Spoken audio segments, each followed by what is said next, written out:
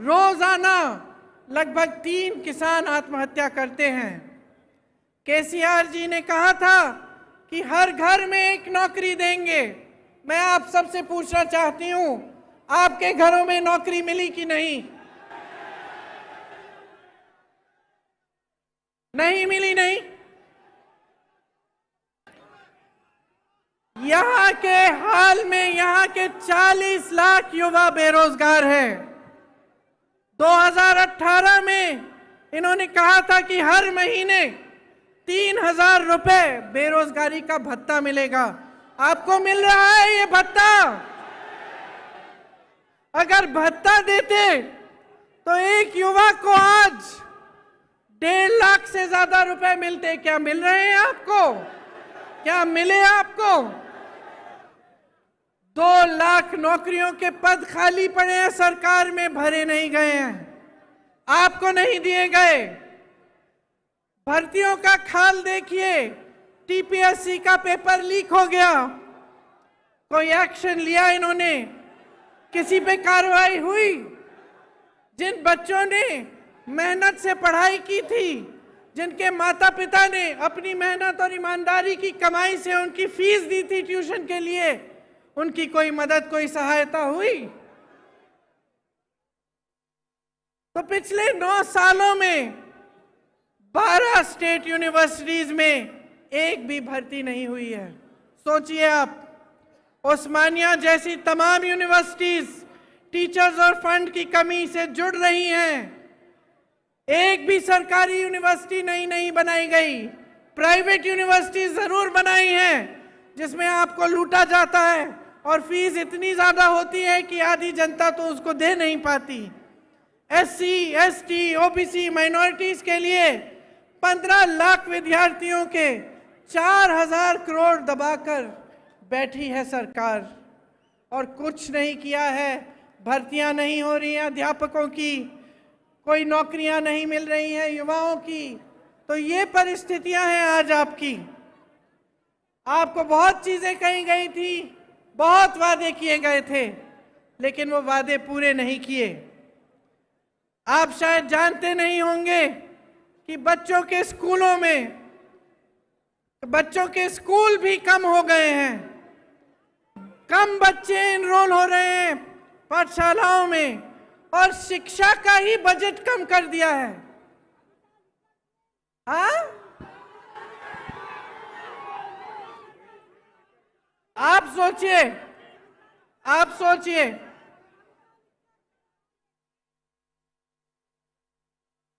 एक एक व्यक्ति पर कहीं ना कहीं से कर्ज है। हर व्यक्ति के ऊपर हजारों रुपए का किसी न किसी तरह से कर्ज है। आपका पैसा सारा कहां गया? आपकी संपत्ति कहां गई? जो बड़े बड़े सपने आपको दिखाए थे, जो आपकी आशाएं थी, जिसके लिए आपने आंदोलन किया, अपना एक नया प्रदेश बनाया, उन आशाओं का क्या हुआ? आपको एक ऐसी सरकार मिली जिसने आपके सपने तोड़े। तो अब आपको तय करना पड़ेगा बहनों और भाइयों, कुछ महीनों में यहां पे भी चुनाव आएगा। मैं हर रोज पिछले 2 हफ्तों से कर्नाटका में प्रचार के लिए जा रही हूं। आज आखिरी दिन है। वहां खूब भाषण देके आई हूं और क्या कहती हूं मैं वहां, आप भी सुन लीजिए कि देखिए, ये प्रदेश, ये देश आपका है और खास तौर से तेलंगाना, जहां पे आपने, युवाओं ने बलिदान दिया इस प्रदेश को बनाने के लिए, ये आपका है। इसकी सुरक्षा, इसको संभालना, इसके भविष्य को मजबूत बनाना आपका भी कर्तव्य है। सबसे बड़ी जिम्मेदारी आपकी है। जब आप एक सरकार को चुनते हैं तो अगर आप जागरूक नहीं बनते, अगर आप ये नहीं देखते कि इस सरकार ने हमारे लिए क्या किया, कैसी स्कीम्स बनाई, हमारी आज परिस्थितियां कैसी हैं, पहले से सुधरी हैं कि पहले से ज्यादा मुश्किल परिस्थितियों में हैं हम, और उस जागरूकता के साथ आप नई सरकार नहीं चुनेंगे तब नुकसान किसी नेता का नहीं होगा बहनों और भाइयों, नुकसान आपका होगा, नुकसान मेरी बहनों आपका होगा, आपके बच्चों के भविष्य का होगा। तो ये चीजें बहुत गहराई से आपको समझनी चाहिए। आपने अपना पूरा आंदोलन देखा। आज आप यहाँ पे जब मुझे कहते हैं कि मैं इंदिरा अम्मा जैसी एक नई इंदिरा अम्मा हूं, ये हल्की बात नहीं है बहनों और भाइयों, ये हल्की बात नहीं है।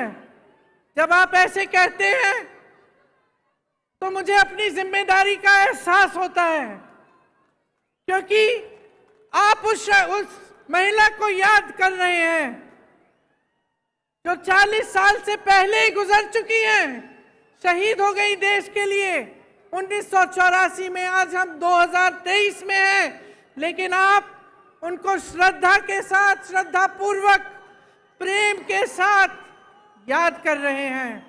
और आप अभी भी आशा रख रहे हैं कि उनकी तरह कोई आपकी मदद करे, क्योंकि वो एक ईमानदार नेता थी, अपनी देश के लिए समर्पित थी और आपके भविष्य के लिए समर्पित थी।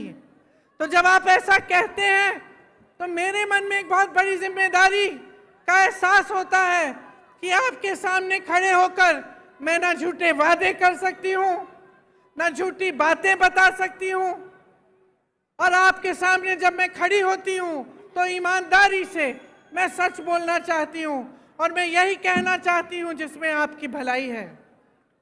इसीलिए आपने सोनिया अम्मा का नाम भी लिया, और आपको मालूम है कि आपके प्रदेश को बनाने में उनकी भूमिका बहुत रही।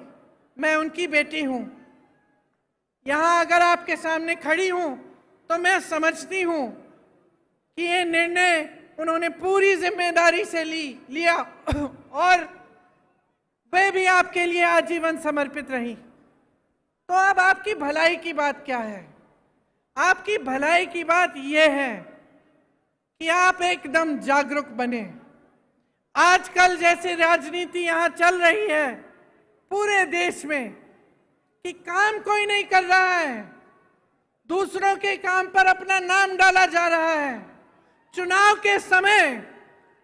के समय आपकी बातों को करने के बजाय दुनिया भर की बातें चल रही हैं। धर्म के नाम पर, जाति के नाम पर आपको गुमराह किया जाता है, आपके जज्बातों को उभारा जाता है ताकि आपका वोट मिल जाए, सत्ता मिल जाए, और उसके बाद कोई काम करने की जरूरत नहीं है, क्योंकि 5 साल बाद फिर से आपके जज्बातों पर वोट मांगेंगे, अपने काम पर वोट नहीं मांगेंगे, विकास पर वोट नहीं मांगेंगे। ये जो bye bye Modi, bye bye KCR आपने लिखा है, अगर आप सचमुच बाय बाय चाहते हैं तो अपनी जिम्मेदारी को समझिए।